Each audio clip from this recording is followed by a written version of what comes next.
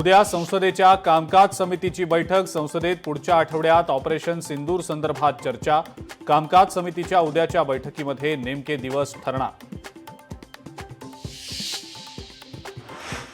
जागतिक पातळीवरील युद्धजन्य परिस्थितीमुळे सोन्याच्या दरात वाढ। सोन्याच्या दरात 3 दिवसात 1500 रुपयांची वाढ।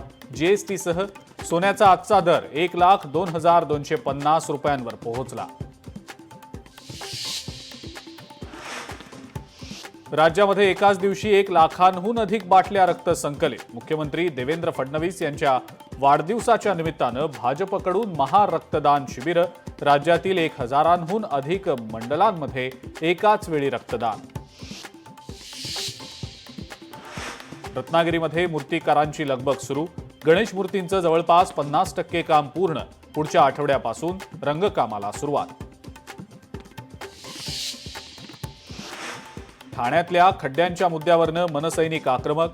सार्वजनिक बांधकाम विभागाच्या अधिकाऱ्यांना मनसैनिकांनी विचारला जाब। खड्ड्यांवरून मनसेचा अधिकाऱ्यांना अल्टिमेटम।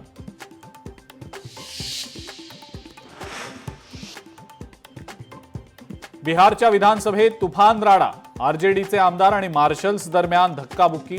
महाराष्ट्रापाठोपाठ बिहार विधानसभेतही गोंधळ।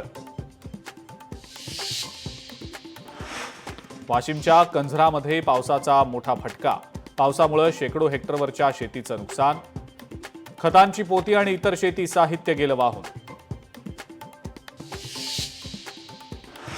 लातूरच्या जिल्हाधिकारी कार्यालयासमोर छावा संघटनेच्या कार्यकर्त्यांचा आत्मदहनाचा प्रयत्न।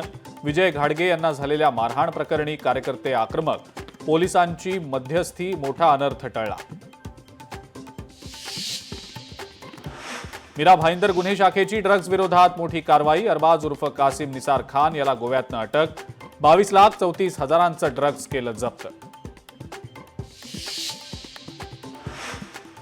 आणि विधवा महिलेला सासरच्यांनी विकलं। यवतमाळच्या आर्णी पोलीस ठाणे हद्दीतील प्रकार। महिलेची 1,20,000 गुजरातमध्ये विक्री। गुन्हा दाखल।